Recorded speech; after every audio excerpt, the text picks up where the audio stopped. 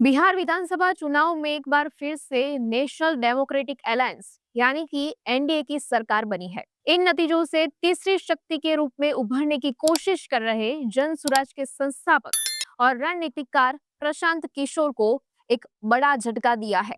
न सिर्फ उनकी पार्टी का प्रदर्शन निराशाजनक रहा है, बल्कि जेडीयू की सीटों को लेकर उनकी की गई भविष्यवाणी भी पूरी तरह गलत साबित हुई है।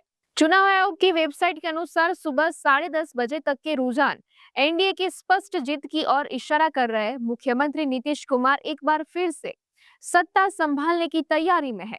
जेडीयू और बीजेपी के बीच सबसे बड़े दल की दौड़ जारी है, जहां कभी भी जेडीयू और कभी बीजेपी मामूली अंतर से आगे दिखाई दे रहे हैं। जबकि चुनाव प्रचार के दौरान प्रशांत किशोर ने कई बार दावा किया था कि इस बार जेडीयू 25 से अधिक सीटें नहीं जीत पाएगी। अब रुझान साफ संकेत दे रहे हैं कि जेडीयू 25 सीटों का आंकड़ा पार कर चुकी है और प्रशांत किशोर की भविष्यवाणी से लगभग 3 गुना ज्यादा सीटें जीतने की ओर बढ़ रही है। इन नतीजों के बाद अब सबसे बड़ा सवाल प्रशांत किशोर के वचन पर उठ रहा है। उन्होंने कई इंटरव्यू में साफ कहा था कि अगर जेडीयू 25 से ज्यादा सीटें जीतेगी तो मैं राजनीति छोड़ दूंगा।